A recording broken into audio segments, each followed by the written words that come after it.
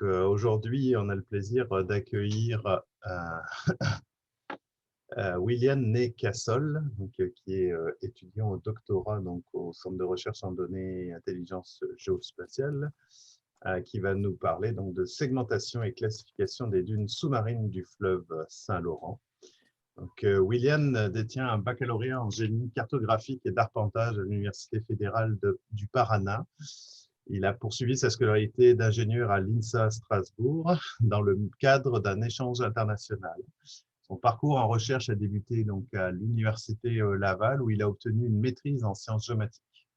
Le mémoire intitulé « Définition d'un modèle d'incertitude type composé pour les systèmes LIDAR mobiles » visait l'intégration des paramètres liés à la morphologie du terrain dans l'estimation de l'incertitude des données LIDAR. Depuis l'automne 2018, il poursuit ses études de doctorat à l'Université Laval et son projet de recherche intitulé « Segmentation et classification des dunes sous-marines du fleuve Saint-Laurent » est sujet de cette présentation. Il occupe aussi les fonctions de chargé de cours au département des sciences géomatiques de l'Université Laval dans les domaines de la photogrammétrie et de la qualité des données géospatiales. Je te remercie, William, de faire la présentation aujourd'hui. Puis je te laisse la parole. Merci beaucoup de votre présence. Donc, comme Thierry nous a dit, je vais commencer la présentation. Donc, les titres, c'est pas mal les titres de mon projet de doctorat, la segmentation et la classification des dunes sous-marines du fleuve Saint-Laurent. Mon projet de recherche est sous la direction de Sylvie Daniel et la co-direction de Rick Gilbert. Donc, sans plus tarder, je vais la commencer. OK. Donc, avant de débuter, à propos spécifiquement de la segmentation et de la classification des dunes, je vais faire une mise en contexte du projet sur lequel mon projet est inséré. Donc, la première question est de pourquoi est-ce qu'on veut étudier les dunes sous-marines du fleuve Saint-Laurent ou de n'importe quelle autre structure morphologique, mais numéro un, comme n'importe quel objectif dans l'hydrographie, dans la bathymétrie, mais c'est de sécuriser la navigation.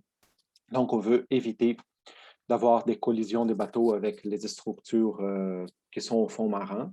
Dans le cadre du projet, on ne parle pas de n'importe quel type de structure, ce serait plutôt les structures morphologiques, les structures sédimentaires qui sont formées dans le fond marin.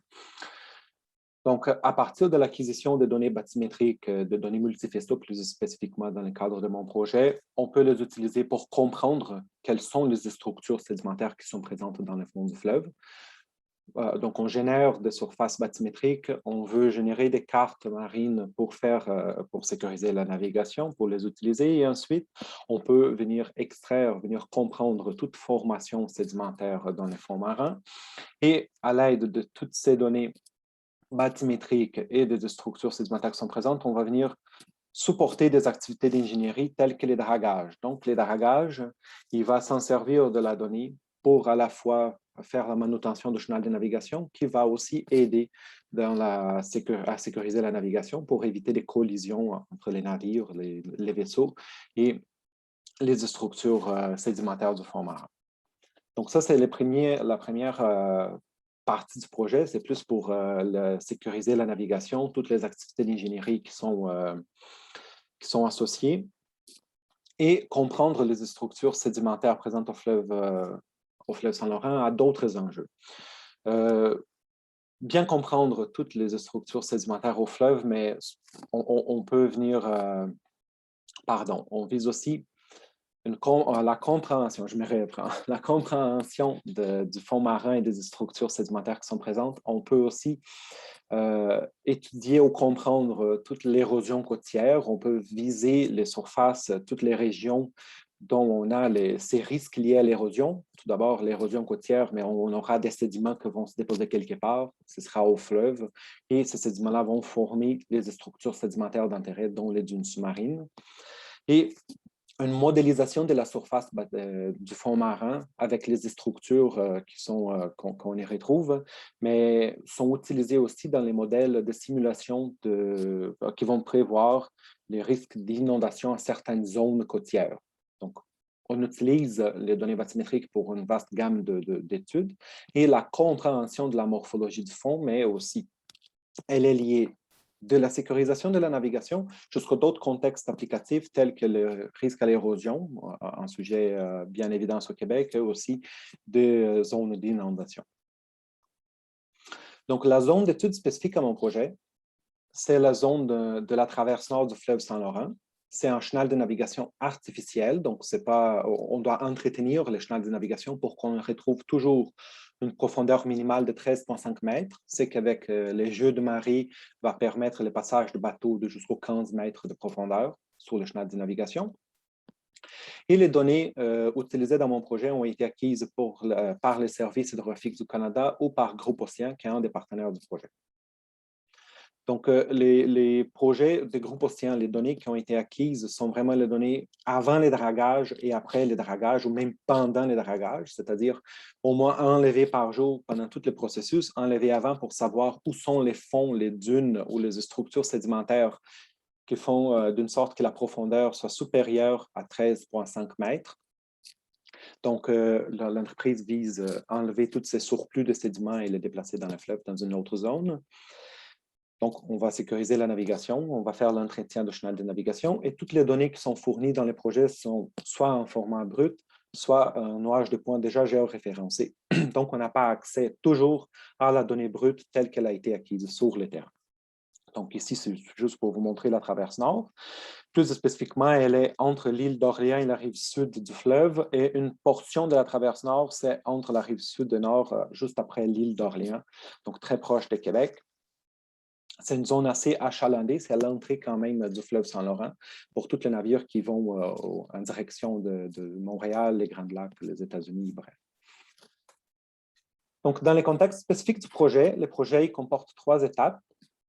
Une première étape qui a déjà été finalisée, qui n'est pas sujet de cette présentation, mais qui a un impact direct dans mon projet, c'était l'étude de l'influence de la morphologie du fond marin de l'incertitude de données bathymétriques. Donc, quand on fait l'acquisition de données, n'importe quel type de données, on sait qu'on a une incertitude associée, la précision de la donnée. Et dans le cadre de mon projet, je visais étudier quelle est l'influence de la morphologie du fond. Donc, on faisait l'insertion d'une autre composante dans les modèles d'incertitude qui s'était associée vraiment à la morphologie du fond. Donc, on visait étudier si, par exemple, dans l'extraction des dunes ou dans la segmentation des dunes, dans d'autres structures sédimentaires qui n'ont un fond plat, on aurait une certaine influence du fond marin, on augmenterait ou on réduirait l'incertitude associée à la donnée. Et la conclusion, c'est que oui, on a une influence qui n'est pas seulement à la morphologie du fond, mais aussi à l'angle d'érazance dû à l'acquisition de la donnée. Donc, je peux parler plus à ce sujet pour les personnes qui auront des questions, mais ce ne sera pas dans cette présentation. Sinon, dans la présentation, je vais me concentrer plus à parler de la méthode de segmentation du modèle numérique de terrain pour l'identification des dunes. C'est l'étape 2 du projet qui elle est finie. Maintenant, on est en processus de validation de la segmentation qui est effectuée. Donc, il manque un petit peu, mais j'aime dire que la méthode de segmentation en tant que telle, elle a été déjà proposée, l'approche est construite. Et sinon, la troisième étape, quand je commence présentement la discussion, c'est la classification des dunes sous-marines du fleuve Saint-Laurent. Donc, comme je vais parler un peu plus tard, la classification des dunes, c'est un sujet qui est quand même abordé dans la littérature, mais il a été abordé dans les articles dans les années 90 où on n'avait pas vraiment encore de système multifaisceau pour faire le levé avec une certaine précision du fond marin. Et depuis, on a eu juste des concepts, des modèles conceptuels associés à la classification des dunes et non pas de la classification en tant que telle, et tout cela dans le domaine marin. Dans le fleuve Saint-Laurent, on n'est pas dans le domaine marin, on est dans le domaine fluvio-marin, on est dans une zone d'estuaire. Donc, on a des dunes beaucoup moins prononcées que dans les contextes marins, d'où notre intérêt de faire la segmentation des dunes et proposer une classification spécifique à ces contextes fluvio-marins. Donc, pour la segmentation des dunes, on doit commencer par les identifier dans les modèles numériques des terrains. Donc, à partir des nuages des points dans les levées qui ont été effectués par un multifaisceau, un système multifaisceau, on a un nuage de points géoréférencé. À partir de ces nuages de points, on crée un modèle numérique de terrain. Le modèle numérique de terrain, il n'est pas créé avec une résolution arbitraire ou une résolution qu'on choisit par nous-mêmes. Elle est quand même liée à la qualité de la donnée. On a des règles spécifiques dans les services hydrographiques du Canada qui sont proposées pour générer les modèles numériques de terrain. Donc, règle générale, les modèles, la résolution des mots MNT va être 2 fois l'incertitude liée au positionnement dès l'acquisition de données. Donc, si on a une incertitude dans l'acquisition de 50 cm environ, on aura une résolution dans la surface bathymétrique de 1 mètre. Donc, c'est comme ça qu'on construit le modèle numérique de terrain. Et à partir de ce modèle numérique de terrain, on vise identifier et extraire les dunes, segmenter, les dunes sous-marines. Et pour commencer, on doit toujours se poser la question, qu'est-ce qu'une dune sous-marine? Bon, si on voit une dune, on est capable de reconnaître visuellement par une approche cognitive, mais dans le cadre de notre projet, on ne veut pas faire la délimitation de dunes manuellement avec l'expérience de chaque utilisateur. On veut que ce soit le plus automatisé possible. Donc, on doit chercher une définition de qu'est-ce qu'une dune. Et selon la littérature, toutes les définitions tournent autour un peu de la même définition. Ça change un peu quelques mots dans les différents contextes. Mais les dunes sous-marines sont en général des entités morphologiques, des entités sédimentaires également, qui sont définies par une ligne de crête et 2 côtés, en pente douce et en pente abrupte, limitées par des pieds de pente, ce qui va définir une surface polygonale. Donc, intuitivement, on sait c'est quoi une dune, on sait qu'on a une ligne de crête et on a 2 pieds de dune associés avec 2 côtés en pente. Donc, voilà la définition qui est donnée dans la littérature. Et pour faire notre approche de segmentation de la façon la plus automatisée possible, on a défini à travers un modèle conceptuel qu'est-ce qu'une dune sous-marine pour effectivement faire l'extraction, la segmentation à partir d'un modèle numérique de terrain. Donc, une dune sous-marine, elle va avoir des éléments saillants. Donc, c'est ça qu'on va voir selon l'approche cognitive. Quand on voit la surface du fond marin et on veut extraire de dunes sous-marines, on va toujours chercher les éléments saillants qui vont caractériser les dunes. Donc, quels sont ces éléments saillants? Mais comme je dis tout à l'heure, avec notre figure de c'est quoi une dune en profil, bien sûr, ma figure, on a 3 éléments saillants. On a la ligne de crête et 2 pieds de dune associés. Un pied de dune qui va être associé au côté en pente douce et un pied de dune qui va limiter les côtés en pente abrupte. Donc, ces 2 pieds de dune, ici, encore une fois, c'est la vue en profil, vont délimiter ma dune dans une surface polygonale et on aura une ligne de crête. Donc, ces 3 éléments saillants vont définir la dune et on aura 2 composantes pour l'objet d'une sous-marine. On aura 2 côtés en pente qui sont délimités et divisés par la ligne de crête. Donc, les côtés en pente abrupte et les côtés en pente douce. Comme je disais, dans les contextes marins, surtout quand on a moins des courants et beaucoup plus l'influence des marées, on aura des dunes sous-marines avec un côté en pente douce et un pente abrupte assez équivalent. Donc, on aura un indice d'asymétrie moins prononcé que dans les contextes fluvio-marins. Dans l'intérêt de notre projet, on aura des côtés en pente abrupte beaucoup plus marqués que des côtés en pente douce. Donc, on ne peut pas seulement utiliser de seuil des pentes pour faire l'extraction parce qu'on peut avoir des pentes de 1 à 2 degrés pour les dunes fluvio-marines. Donc, une fois qu'on a défini c'est quoi une dune, qu'on sait qu'une dune, elle peut être segmentée à partir de mon modèle numérique de terrain, à partir des éléments saillants, les 3 éléments saillants, la ligne de crête et les 2 pieds de dune, on peut passer au processus de segmentation en tant que tel. Donc, l'approche de segmentation de dunes, il a été divisé en 2 phases. La phase 1, c'est l'identification des éléments saillants. Donc, c'est ça qu'on veut faire pour identifier la dune, les premiers pas. Et la phase 2, c'est la création de l'objet dune. Donc, je vais parler un petit peu plus tard, mais notre approche, il est concentré dans une approche orientée objet. C'est-à-dire, on ne veut pas vraiment faire un traitement, une détection de dune pixel à pixel, mais plutôt détecter l'objet dune dans son entièreté dans les fonds marins à partir des éléments saillants qu'on a détectés dans la phase numéro 1. Donc, dans la phase 1, il y a beaucoup de diagrammes, mais je vais l'expliquer, ça va être un petit peu plus simple. À partir de mon modèle numérique de terrain, je fais une classification morphométrique du modèle numérique de terrain, donc de la surface bathymétrique qu'on a construite d'une résolution X. Dans le cas de mon projet jusqu'au maintenant, on utilise toujours une résolution de 1 mètre. Donc, on a utilisé dans cette première étape, dans ces processus, l'algorithme des géomorphons. Il fait la classification géomorphométrique de la morphométrie du fond marin, bien sûr. Donc, on aura une surface classifiée selon la morphométrie. Ensuite, on peut faire l'identification à partir de cette surface avec la morphométrie du fond classifié des éléments saillants.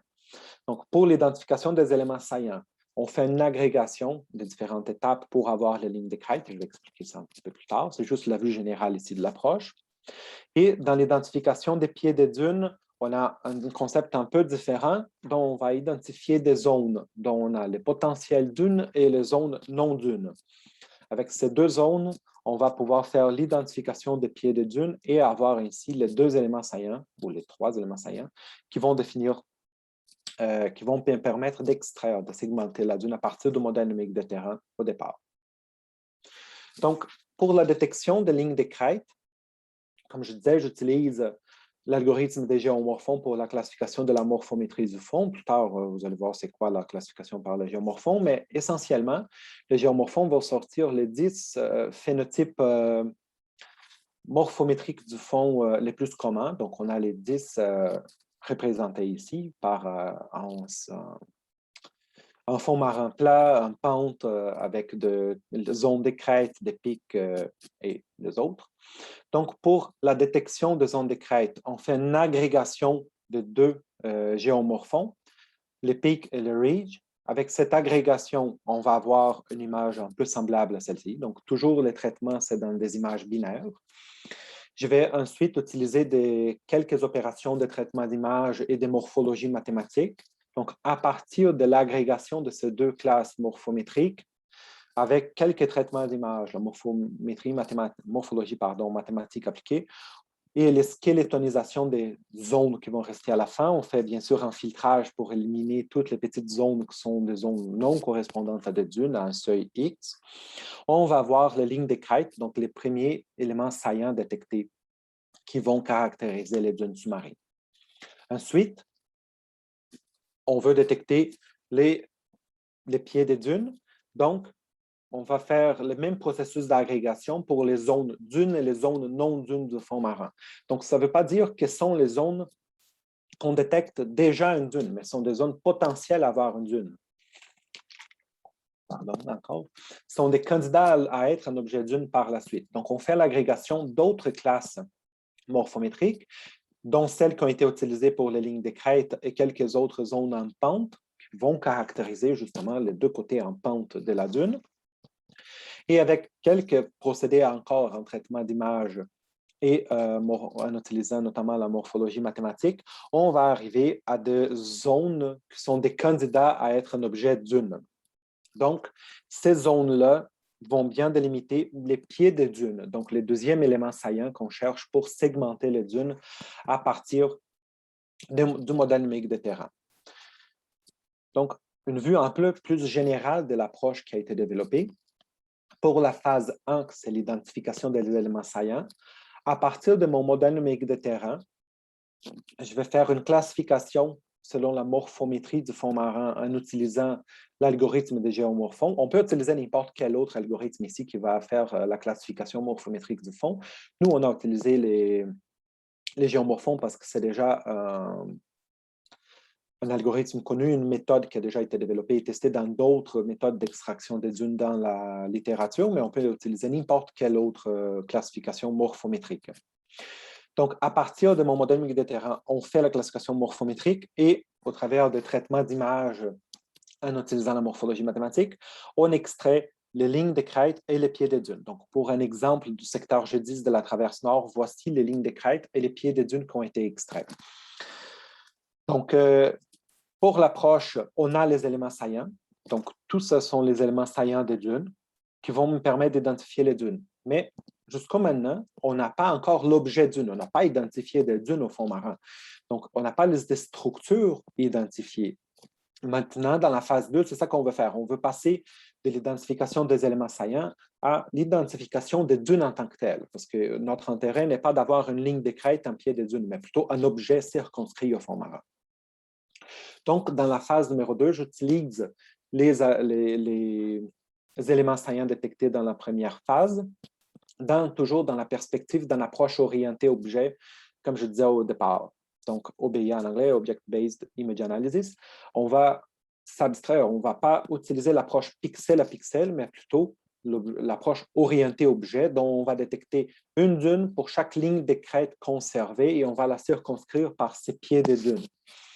Donc, à partir de lignes de crête que j'ai détectées comme éléments saillants, je calcule quelques attributs associés, donc quelques paramètres tels que les points de départ et les points finaux de Dune. J'ai eu quelques défis pour calculer les points initiaux et les points finaux de chaque élément. Ici, je vous rappelle que je reste toujours dans le traitement d'image. On n'est pas allé dans un traitement vectoriel de tous les éléments saillants. On est resté vraiment dans les images.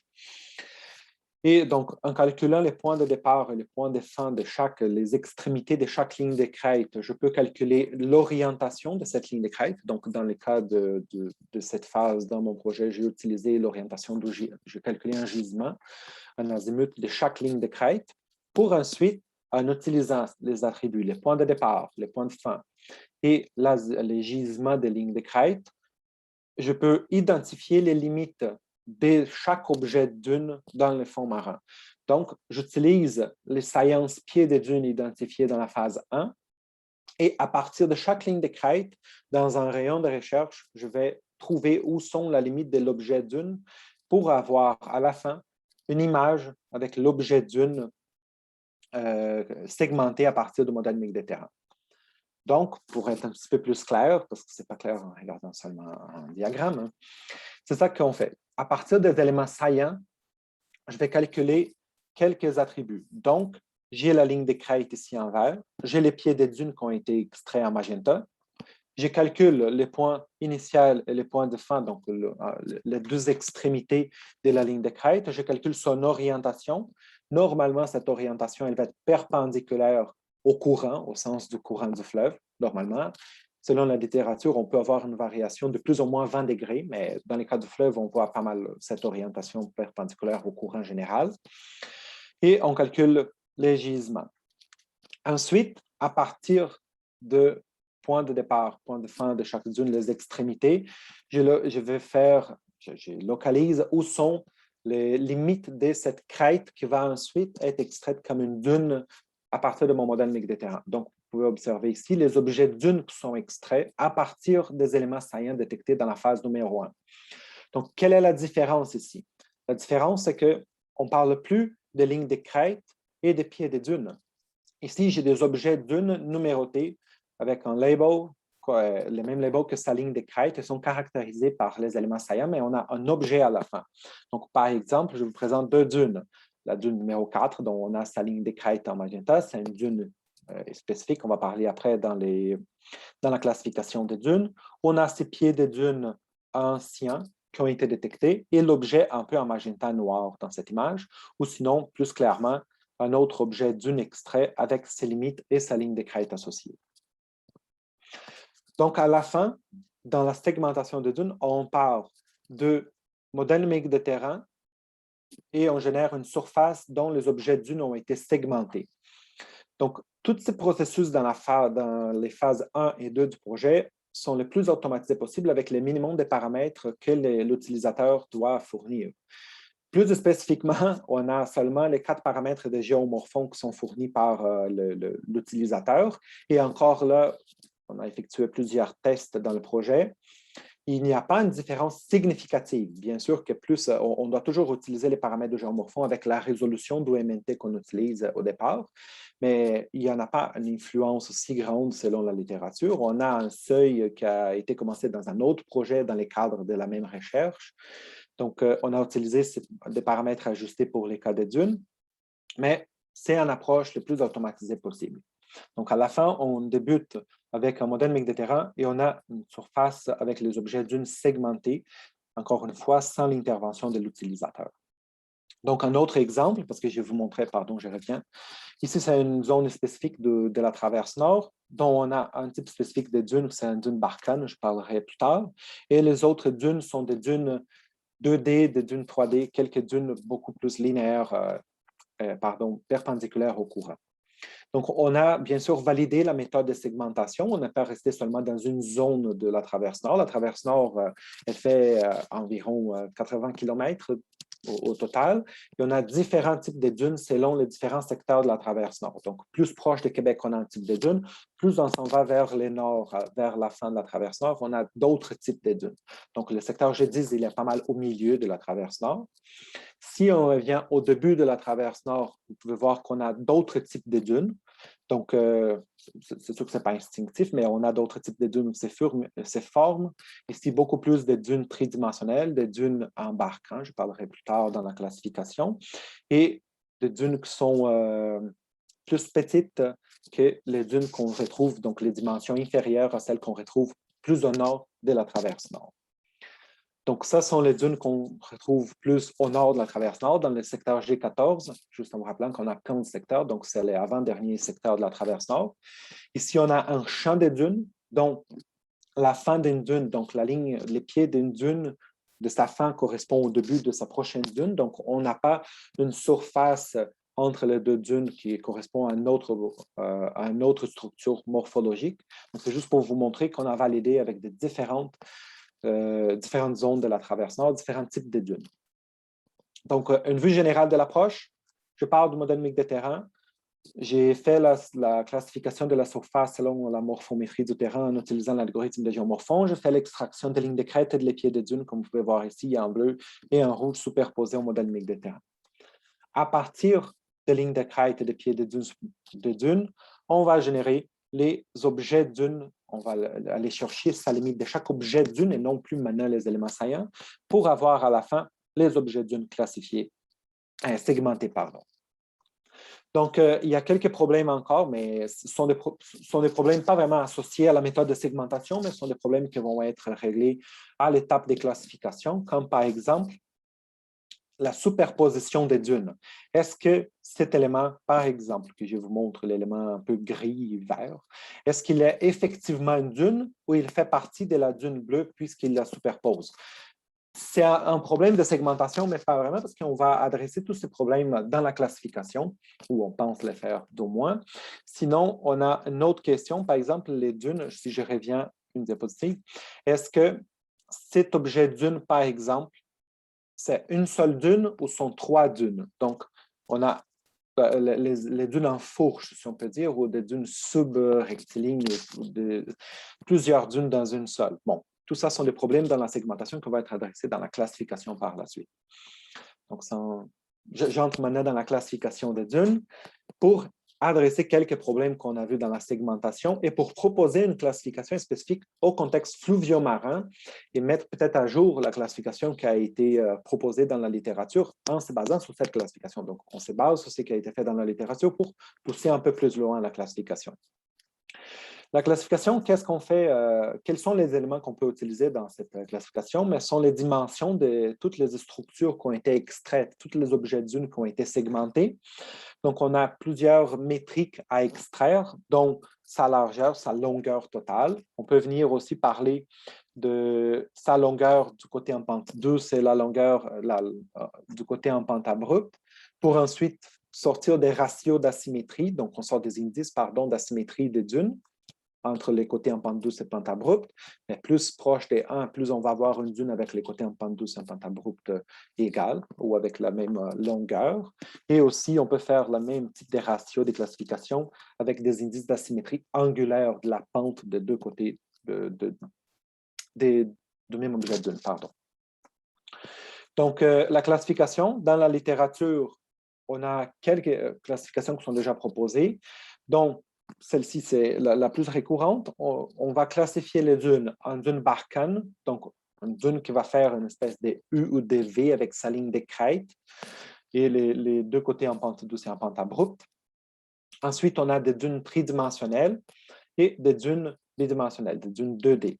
Là, vous allez me dire, c'est quoi la différence entre la dune 2D et la dune 3D? Mais c'est l'indice de sinuosité de la ligne de crête. Donc, plus on est sinueux, plus on va tomber dans un cas d'une dune 3D. Et moins on est sinueux, mais on est dans une dune 2D. Donc, c'est seulement les ratios entre la distance de deux limites de deux lignes de crête avec la vraie longueur, sa vraie surface sur le terrain de la ligne de crête. Sinon, la classification la plus acceptée des dunes aussi, qui a été proposée, c'est celle-ci que j'ai dit qui a été faite dans les années 90, qui a été acceptée par la communauté scientifique.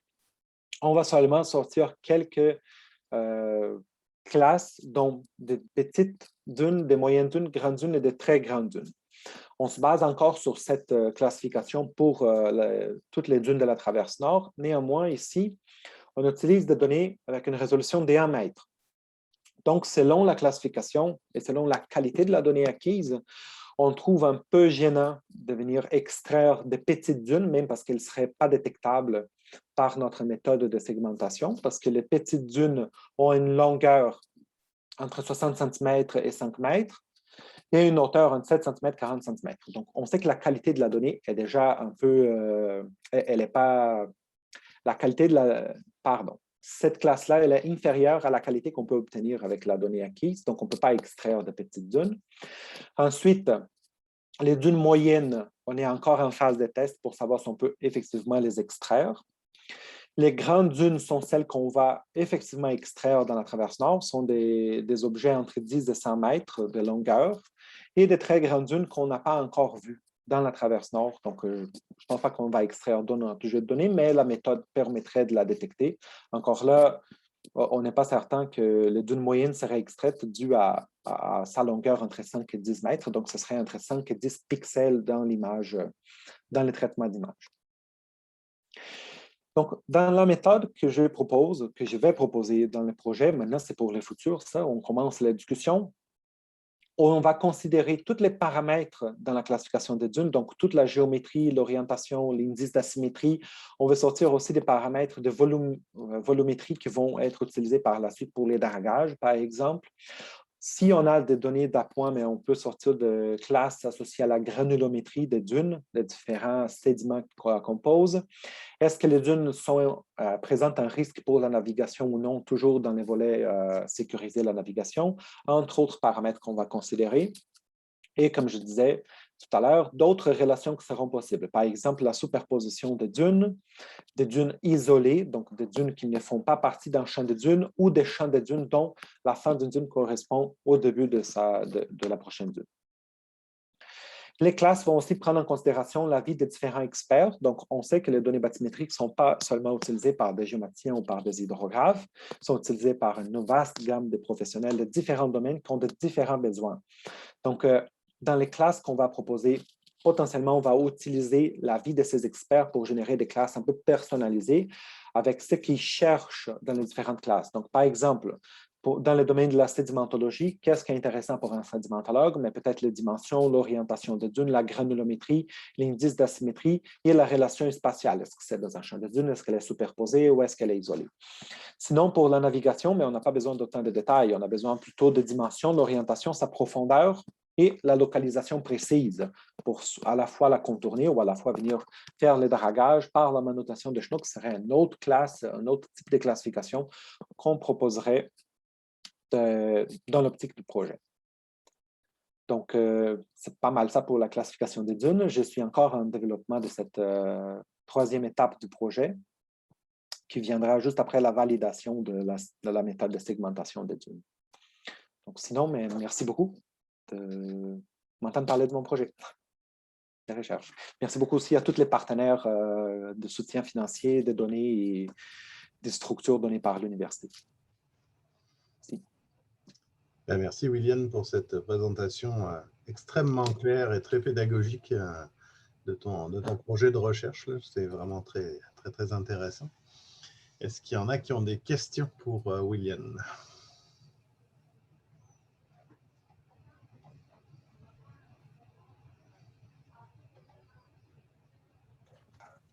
Vincent, peut-être? Oui, Thierry. Oui, j'aurais une petite question. Bon, tout d'abord, félicitations, William. Ça faisait un bout que j'avais entendu parler de ton projet. Je vois qu'il y a eu beaucoup d'avancements depuis la dernière fois qu'on avait jasé. Donc, c'est des bonnes nouvelles. Je suis fier de toi.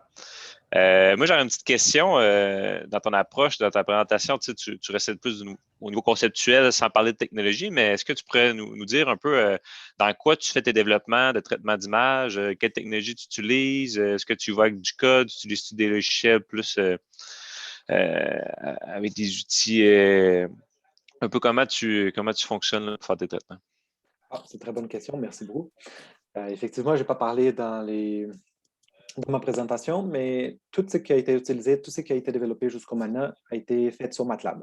MATLAB a une bibliothèque de traitement d'images. Donc, on n'a pas eu besoin d'émigrer vers un autre type de code ou d'autres logiciels, vu qu'ici, on reste dans une approche vraiment traitement d'images et orienté objet. Donc, MATLAB nous permet de le faire. Le seul algorithme qui vient d'ailleurs, mais c'est les géomorphons d'ailleurs, que Vincent a fait une adaptation pour le projet, mais c'est le seul parti qui vient d'un autre logiciel vraiment, c'est le géomorphon qui était déjà implémenté ailleurs. Donc, on n'a pas fait, bien sûr, la conversion sur MATLAB, mais tous les restes, la relation entre les dunes, les traitements orientés objets, viennent de MATLAB. Tout ça. C'est bon, très intéressant. Merci, William. Plaisir. Est-ce qu'on a d'autres questions? Stéphane, peut-être? Merci beaucoup pour ta présentation parce que c'est un domaine que je découvre, que je ne connaissais pas du tout. Je trouve ça super intéressant. Et du coup, en regardant ta présentation, en fait, il y a deux petites questions qui me viennent à l'esprit, mais alors peut-être que c'est des choses que tu vas traiter dans la suite de ta thèse et que voilà, mais déjà, c'est en termes comment dire, de qualité de détection, est-ce que tu peux déjà, je sais que tu disais que tu vas te concentrer là sur la partie validation de la segmentation, mais est-ce que déjà tu peux nous dire à peu près si tu penses que la détection que tu fais, elle est correcte, elle arrive à détecter à peu près tous les objets, toutes les dunes de ta section de la traverse nord, ou est-ce qu'au contraire tu penses qu'il y en a qui passent encore, des dunes potentiellement importantes qui passent encore sous les seuils? Et la deuxième question que j'avais, c'est aussi quand je vois tes travaux, je me demande vraiment si ça peut être utilisé dans des objectifs de détection de changement, potentiellement pour étudier la formation des dunes à une plus grande échelle, voir s'il y a des espèces d'amas de dunes qui se créent et prévenir potentiellement plusieurs semaines, voire plusieurs mois à l'avance les organismes qui sont liés à l'entretien de la navigation, que potentiellement il y a un gros amas de dunes qui est en train de se créer à un endroit, dans un secteur précis du Saint-Laurent. Oui, mais c'est de très bonnes questions, justement. Donc, la première, à propos de la qualité, comme je dis, je travaille encore sur la validation, mais oui, toutes les dunes, les structures importantes, donc les grandes dunes, selon ce qui a été dit dans la littérature, sont détectées par la méthode. Donc, après, il reste à valider les dunes moyennes. C'est ça notre problème, c'est que avec la résolution de la donnée diamètre, on n'est pas certain que toutes sont détectées, mais quelques-unes seulement. Donc, il reste encore à valider quelles sont les dimensions des dunes qui sont détectées et pourquoi elles sont détectées et d'autres ne sont pas. Certainement, c'est à cause de la pente associée. Si on a une pente assez faible, pas assez marquée dans le fond, mais on n'aura pas la détection. Donc, voilà, pour les grandes dunes, elles sont pas mal tous détectées. Ici, il faut juste prendre en connaissance aussi, vu que c'est un chenal de navigation, on a des dunes partiellement détectées dans quelques contextes, si j'avance. Donc, par exemple, ça, c'est un très bon exemple. Vous pouvez voir que, comme c'est un chenal de navigation, on coupe. Après un moment, c'est plus de zones d'intérêt dans les chenals. Donc, on a seulement une partie de la dune qui a été détectée et non la structure complète, au contraire, dans les contextes marins dans la littérature. Donc, on a seulement une section de dune qui a été détectée par la méthode, mais la méthode la détecte pareil. Donc, voilà pour la validation. Sinon, pour le développement des dunes dans les spatio-temporels, au départ, dans les projets, on était dans l'optique de développement de l'étude spatio-temporelle, justement, détecter la migration et les changements des dunes dans le Saint-Laurent. Et ce qu'on s'est aperçu, c'est qu'au départ de mon projet, c'est qu'on n'avait pas de méthode de segmentation dans le domaine fluvio-marin. Donc, c'est pour ça qu'on a pris un pas en arrière pour développer la méthode de segmentation et laisser la partie migration et étude spatio-temporelle pour un futur. Donc, particulièrement, je pense que la méthode de segmentation, elle est pertinente pour être ensuite utilisée dans les développements des dunes. D'ailleurs, c'était un peu l'idée du projet au départ de détecter les développements aux stages primordiaux de la dune, ce qui n'est pas le cas nécessairement de la traverse nord parce qu'on a les dunes qui se forment un peu tout le temps, donc on n'a pas nécessairement, on ne voit pas l'évolution des rides, méga-rides de dunes, on ne voit pas les 3 stages de dunes, on voit toujours des dunes. Et pour ce qui est de la migration, dans les contextes de la traverse nord, le problème, c'est qu'on a un haut ratio de migration. C'est-à-dire les dunes, elles migrent à un ratio de 3 mètres par jour, selon les levées qui ont été effectuées par le partenaire. Donc, c'est assez impressionnant et assez compliqué à faire un suivi spatio-temporel. C'est pour ça qu'on voulait vraiment être sûr de la méthode de segmentation pour faire par la suite la méthode de détection de la migration. Parce qu'avec un ratio de 2-3 mètres par jour, avec des dunes je ne sais pas, 10-20 mètres, après 3-4 jours, on n'est même plus certain quelle dune est laquelle, avec l'évolution, parce qu'elle ne fait pas juste migrer de façon ordonnée, on a l'évolution, elle s'est répartie en 2-3 structures par la suite. Donc, la méthode, elle est pertinente, mais il faudrait voir dans la zone, dans les ratios de migration, mais comment serait possible de faire des levées, avec quelle fréquence on pourrait faire des levées. Si on pourrait faire à 2-3 fois par jour, peut-être, ce serait plus simple. Mais lorsqu'on passe une fois par semaine, 2 fois par semaine, je ne suis pas certain que dans la traverse nord, on pourrait faire ces levées-là de migration de dunes. OK, merci beaucoup. Il y a une question dans le chat de Vincent Lecourt. Est-ce que ces dunes sont considérées comme des habitats pour certaines espèces? Dans le nord-ouest des États-Unis, certaines espèces sont connues pour vivre dans des dunes semblables et le drainage devient alors problématique. Oui, ça a été une question qui a été posée aux partenaires.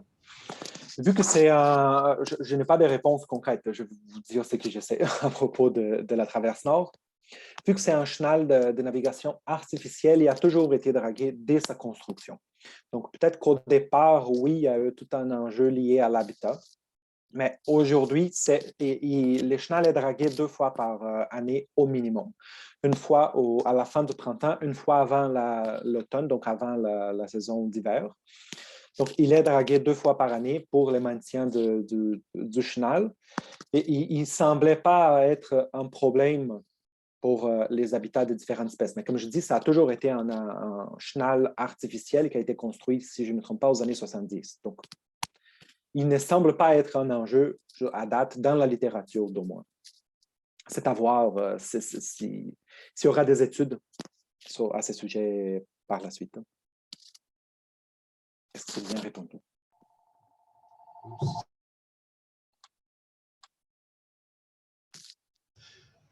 Merci, William. Moi, j'avais une petite question. En fait, si tu reviens sur tes patterns là, que tu détectes en géomorphologie, là, oui. Ici?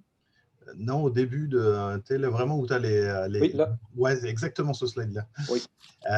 J'ai vu que tu avais exclu le pattern vallée, en fait. Je me demandais pourquoi ce choix-là. Est-ce qu'il ne te permettrait pas justement de venir corriger un peu ton problème que tu avais en segmentation là, de surproposition de certaines dunes ou ainsi de suite? Oui, en fait, ici, c'est un peu ambigu, c'est une bonne question d'ailleurs. Ces patterns-là sont pour la segmentation des zones potentiellement dunes. Donc, dans la dune, on ne considère pas Ken Valley. Mais pour la segmentation des zones non dunes, je considère toutes les autres. Donc, les autres patterns. Et eux, après, par la suite, pour arriver à cette segmentation, vous pouvez voir, par exemple, c'est peut-être un peu discret, mais on a des petites lignes noires sur des objets blancs. Ça sont des fonds de vallée, justement, dont on a squelettonisé toute cette zone vallée. C'est un peu plus complexe que dans la présentation, mais on travaille avec des objets dunes, objets non dunes sur MATLAB. Et tous les objets non dunes qui sont vallées à côté de deux objets dunes, mais on va squelettoniser cette zone pour qu'elle devienne la limite entre les deux dunes. Donc, elle est considérée, mais c'est dans la perspective de l'approche objet dune, objet non dune pour faire la squelettonisation ou non de la limite de dune. Je comprends mieux parce que je t'ai étonné par ton niveau de segmentation justement des dunes. Là, je me disais, il doit bien y avoir des endroits, c'est impossible de distinguer deux dunes d'une seule, là, grosso modo. Là, donc, je comprends oui, mieux. mais c'est pour ça d'ailleurs que la méthode, elle segmente, pardon, ici. La méthode, elle vient, comme je dis, elle segmente les dunes dans ces cas-ci. elle crée deux dunes différentes. Parce que j'utilise la vallée, même si elle est sur une autre dune, s'il y a une vallée, mais c'est une dune à part. Donc, c'est ça qu'on fait dans la méthode de segmentation. Je m'étais dit que ce serait plus simple de tout segmenter au départ et peut-être le classifier par la suite comme en étant une dune superposée ou faire une agrégation par l'adjacence entre les deux structures que de considérer comme une seule structure au départ. Il y a un élément que tu as mentionné au début de ta présentation, là, puis, qui fait référence à un domaine sur lequel je travaille, là, qui est celui des inondations. Oui. Peux-tu m'expliquer en quoi la formation des dunes intervient là, dans les inondations? Oui, ce n'était pas nécessairement la formation des dunes, mais plutôt la compréhension des structures morphologiques présentes dans le fond marin. En fait, la modélisation du fond marin mais va peut-être aider à savoir quels sont les courants et quel est le type d'accumul d'eau de sédiments dans les différentes saisons. Par exemple, dans les Québec, dans les printemps. Donc, dans les printemps, on a un afflux sédimentaire beaucoup plus important dans le fleuve. L'année passée, on a fait des levées justement. L'année passée, non, il y a 2 ans, on a fait le levé sur le fleuve, puis on a vu justement ces ratios de migration des dunes d'une journée à l'autre devant Québec de 2 à 3 mètres. Donc, c'est sûrement à cause de l'afflux sédimentaire et du courant, donc à cause de dégel printanier. Donc, toute cette partie, la compréhension du fond marin, il y a d'autres projets de recherche d'ailleurs qui font plus de références. Il y a toute une modélisation de comment on va accumuler l'eau et on n'aura pas l'afflux vers l'aval du fleuve à cause des structures qui y sont et ça va avoir un ralentissement dans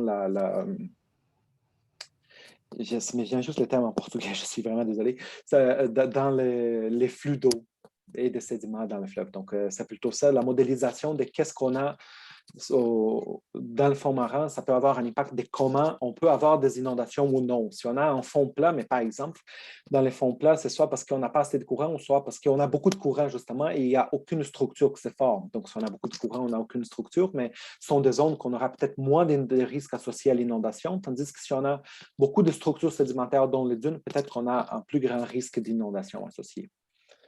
Justement, dans cette perspective-là, il y a des travaux qui existent pour essayer d'utiliser les milieux naturels, on va dire, pour au lieu que ça touche des zones habitées, bien entendu, là, qu'on va essayer de délester finalement de l'eau un peu plus vers les milieux naturels là, qui peuvent être immergés. Penses-tu malgré les 2 à 3 mètres hein, de mouvement par jour, là, que je trouve vraiment impressionnant, là, on est moyen d'utiliser quelque part le suivi des dunes justement pour faciliter ou pour protéger certains endroits? J'ai jamais pensé dans cette perspective, donc c'est peut-être nouveau. Moi, c'était plutôt au niveau de la modélisation, mais peut-être que... Mais là, ça va dépendre beaucoup de la section du fleuve. Comme je disais, à Québec, je vois plus comme ce ne serait pas vraiment possible, j'imagine, à cause du courant et de cet afflux sédimentaire. Donc, Oui, peut-être je dans parlais pas, d'autres je parlais zones. pas forcément du Saint-Laurent. Hein. Je parlais éventuellement Oui, c'est ça, voilà. d'autres fleuves, là, donc, Oui, peut-être que dans d'autres contextes, oui, ça Mm. pourrait être pensé comme ça. Je n'ai jamais pensé, j'ai jamais eu la question parce que je sais que dans le Saint-Laurent, avec les ratios d'émigration de 2 à 3 mètres par jour, on était même perdu un peu dans la détection Alors, après. Donc, voilà. j'ai encore une question de Vincent Lecourt qui te remercie déjà pour la réponse que tu lui as apportée à la précédente question. Il me dit l'approche présentée est l'adaptation pour milieu marin de l'approche géomorphon faite par Massimo Di Stefano et l'équipe du UNH. Est-ce que l'approche a été appliquée telle quelle ou y a-t-il eu un besoin d'adapter certaines composantes de l'approche pour prendre en compte les caractéristiques différentes entre les dunes sous-marines et les dunes dans le fleuve? Oui, effectivement, l'approche a été beaucoup inspirée sur celui de Massimo Di Stefano et Larry Myers, si je ne me trompe pas de justement l'article qui vous faites référence. Il y a quelques différences dans l'approche. On utilise les deux le géomorphon, mais par la suite, nous, on reste dans les projets, j'ai resté sur le traitement d'images tel quel. On n'est pas allé dans d'autres domaines, travailler dans les vectoriels, dans n'importe quel autre type de données géospatiales. On est resté dans les niveaux d'abstraction aussi, dans l'objet d'une. Et dans les différences maintenant spécifiques à ces projets de Massimo Di Stefano et Larry Meyer, c'est que dans l'approche, il y avait des dunes marines dont elles sont vraiment prononcées. Donc, dans les contextes marins, dont on a des dunes vraiment prononcées, on n'a pas besoin de faire, je ne dis pas que les projets ne font pas, je dis que dans notre projet, on a besoin de faire une analyse beaucoup plus c'est pas robuste ce que je veux dire, c'est peut-être un autre mot, mais on a besoin d'aller une analyse plus approfondie. C'est ça que je veux dire dans les structures morphométriques, parce que dans une dune marine, pardon, pas mon exemple, mais on aura une dune avec une ligne de crête beaucoup plus prononcée. Tandis que dans les Saint-Laurent, on a des dunes ici, on a une exagération, bien sûr, que je vous montre, il y a une exagération des 5 dans les verticales, mais on a des dunes beaucoup plus courbées dans son sens vers l'avant. Donc, beaucoup moins inclinées aussi. On a beaucoup moins de pentes dans les deux côtés. Donc, elles sont beaucoup moins prononcées. On a dû faire, notamment la différence, c'est qu'on fait l'analyse pour la détection des pieds des dunes. Donc, on fait une analyse des objets dunes et des objets non dunes. On travaille avec 2 différents objets dans les fonds marins. Donc, comme je disais, il y a une analyse statistique. Si dans un objet non dune, on a plus de vallées, mais on va les squelettoniser pour être la limite de cette dune. Et si on a un objet non dune beaucoup plus plat, mais on ne va pas les squelettoniser, on va considérer sa limite comme en étant la limite de la dune adjacente. Donc, il y a quelques différences dans l'approche. On est vraiment resté ici dans les traitements d'image, dans les rasters, pardon, avec les traitements spécifiques dans ces domaines et aussi dans les niveaux de traitement pour la détection des pieds des dunes. J'espère que j'ai bien répondu aussi les différences, mais il y en a quelques autres aussi. On peut discuter par la suite. Merci Vincent, ça semble... merci William. Vincent semble satisfait de la réponse. Parfait. J'aurai le temps, vu le temps avance, là, il y a une bonne session de questions, je suis très content. Le sujet était vraiment, vraiment intéressant, puis tu l'as vraiment traité de façon très, très attractive et très pédagogique. J'aurai le temps pour 1 ou 2 petites questions encore. N'hésitez pas.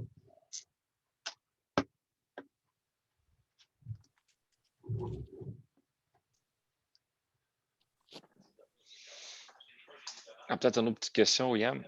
Vas-y, Vincent. Ton planning, mettons, court et moyen terme, là, des prochaines étapes qui s'en viennent, là, c'est quoi dans ton projet, là, pour, mettons, d'ici la fin de l'été, par exemple? Oui, en fait, maintenant, c'est la validation de la méthode de segmentation. On travaille dessus. Donc, on écrit un article sur la segmentation et on travaille sur la validation pour notamment écrire l'article. Donc, OK. c'est ça, on vise finir cette session d'hiver, par exemple. Et après, encore dans la session d'hiver, pour l'été, on vise faire la classification des dunes.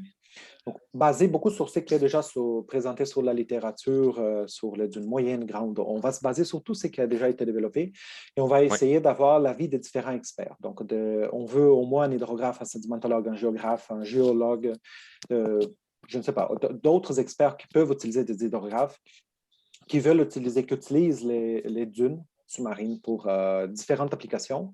Et on veut savoir qu'est-ce que chacun utilise dans les différentes classes, parce que pour faire des classifications, proposer des classes plus personnalisées et non pas des classes génériques qui ne sont pas utilisées dans chaque domaine. Donc, c'est ça qu'on veut faire. Au départ, on voulait proposer des nouvelles classes des dunes, mais ce n'est pas vraiment des nouvelles classes, c'est plutôt des classes personnalisées. Donc, on est rendu à réfléchir comment faire, comment aussi extraire les métriques des dunes. Ce n'est pas si simple. C'est quoi la hauteur de la dune ou plutôt son élévation? On est rendu à discuter un peu. Ça ne fait pas les consensus encore dans la littérature. C'est comme sa longueur. Comment on mesure la longueur d'une dune? Mais il y en a différentes approches, différentes applications. Donc, on est plus dans cet stage de discussion. On a toutes les métriques. Maintenant, c'est comment les utiliser et lesquelles utiliser pour la constitution des différentes classes. Donc, pour la classification, tu vas être moins du côté développement et plus du côté discussion, conceptualisation. Oui, conception. Oui, c'est ça. Oui, effectivement. On va être dans les côtés. On veut écouter les différents professionnels parce que maintenant que les objets ont été segmentés, pardon, c'est assez simple de sortir des métriques tous les autres paramètres associés. Donc, ce ne sera pas un enjeu majeur. Maintenant, c'est la définition des classes qui va poser un petit peu plus de problèmes, qu'on va devoir avoir des discussions avec plus de monde pour les concevoir. Avez-vous déjà commencé à cibler des personnes en particulier de chaque domaine? C'est sûr qu'on va commencer avec les partenaires du projet. Donc, Oui. on Oui, va bien aller évidemment. avec Groupe Océan, avec leurs besoins pour les dragages. Mhm. Sinon, on va aller avec d'autres partenaires plus dans les côtés académiques des hydrographes. Et ensuite, on va cibler tout autre professionnel qu'on cherche qui est intéressé aussi à contribuer. Donc, c'est ça qu'on fait. On a une liste de noms. Je ne veux pas les dire parce que sinon, après, on ne les contacte pas, la personne va être triste. Mais en tout cas, on a déjà une liste de noms. On va commencer à les contacter un peu. On attend aussi que la session d'hiver finisse pour avoir un peu plus de temps pour discuter par la suite. Bon, ben, super. Lâche pas. C'est bien parti. Merci. Merci. Temps pour une dernière petite question, s'il y en a qui se sentent.